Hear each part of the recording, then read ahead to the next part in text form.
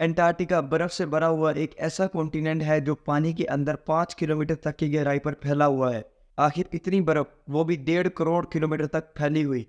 यानी अंटार्कटिका वो कॉन्टिनेंट है जो अमेरिका से भी 1.5 गुना ज़्यादा बड़ा है। चाहे जून जुलाई की गर्मी हो, लेकिन अंटार्कटिका में -50 डिग्री सेंटीग्रेड से लेकर -90 डिग्री सेंटीग्रेड तक ही टेम्परेचर रहता है। यही वजह है इतनी शदीद ठंड की वजह से इस कॉन्टिनेंट में ज़िंदगी के आसार मुमकिन नहीं है। इस कॉन्टिनेंट में 6 महीने तक दिन होता है और 6 महीने तक रात होती है। और आखिर कैसे अंटार्कटिका में अभी तक 400 से भी ज़्यादा लेक्स डिस्कवर हो चुकी हैं। कई लोगों का मानना है अंटार्कटिका की बर्फ़ के अंदर कई राज पोशीदा है। कई लोगों का तो मानना ये भी है कि अंटार्कटिका की गहराइयों के अंदर एक अलग ही दुनिया आबाद है जिस पर एलियंस का राज है। साइंटिस्ट और आर्कियोलॉजिस्ट इस कॉन्टिनेंट के राजों को फाश करने के लिए दिन रात मेहनत कर रही है। आज की इस वीडियो में हम जानेंगे कुछ अमेजिंग फैक्ट्स और ऐसी डिस्कवरीज जो इस कॉन्टिनेंट में हो चुकी हैं, जो कि इंसान को ये बात सोचने पर मजबूर कर देंगी कि ये सब भी इस दुनिया में पॉसिबल है। 2007 में साइंटिस्ट को इस कॉन्टिनेंट की बर्फ में दबा हुआ एक अजीब बिल्ली का ढांचा नजर आया। नाजरीन, हैरानी की बात यह नहीं है कि उस जगह पर बिल्ली का ढांचा क्या करने गया। हैरानी की बात तो यह है कि वो किसी आम बिल्ली का ढांचा नहीं था।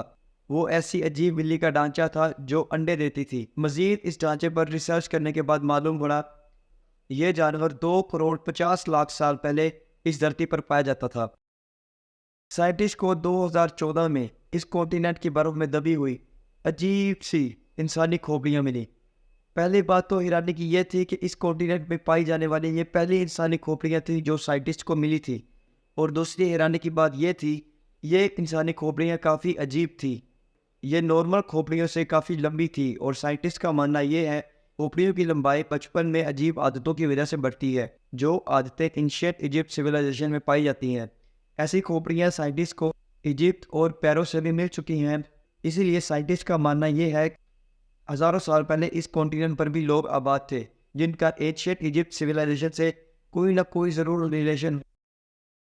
इस कॉन्टिनेंट में पिछले 50 सालों में 10,000 से भी ज़्यादा साइंटिस्ट को न्यूट्रॉइड्स मिल चुके हैं। न्यूट्रॉइड्स वो ठोस पत्थर होते हैं जिनका ताल्लुक हमारी धरती से नहीं, बल्कि वो किसी और धरती से टूट कर हमारी धरती पर गिरे होते हैं।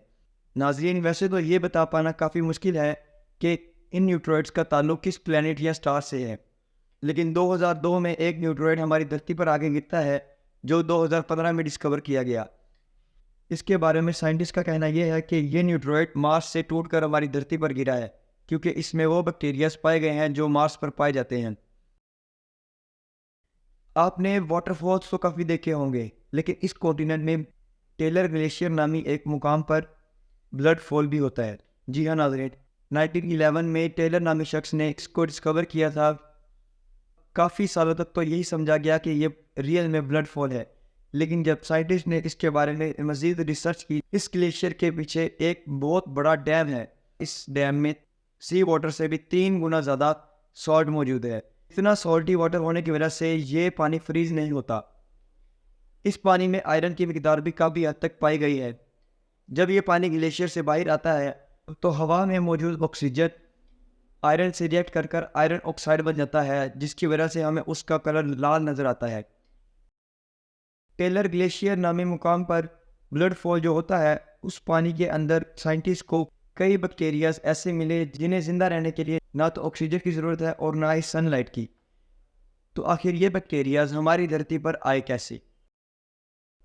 नाज़रीन, आपको ये बात जानकर बहुत ही हैरानी होगी कि इस धरती का सबसे खुश्क तरीन यानी ड्राई हिस्सा अंटार्कटिका यानी इस कॉन्टिनेंट में ही मौजूद है। जी हाँ नाज़रीन, इस ड्राई वैली को भी अंटार्कटिका में ही डिस्कवर किया गया था। अंटार्कटिका के इस ड्राई वैली में 320 किलोमीटर पर आवर की स्पीड से तेज़ हवाएं चलती हैं जो बर्फ़ को इस जगह पर जमने नहीं देती। इस ड्राई वैली का एटमॉस्फेयर यहाँ से करोड़ों मील दूर मार्स से भी मिलता है। इसी वजह से नासा ने अपने वर्किंग रिपोर्ट को रिसर्च के लिए मार्स भेजने से पहले अंटार्कटिका की इस ड्राई वैली में रिसर्च की थी। 11,000 फीट की गहराई में अंटार्कटिका के अंदर साइंटिस्ट को अजीब मखलूक का स्केलेटन देखने को मिला। इतने सालों की रिसर्च और मेहनत के बावजूद आज तक साइंटिस्ट ये पता ना लगा सके कि ये किस जानवर का स्केलेटन है।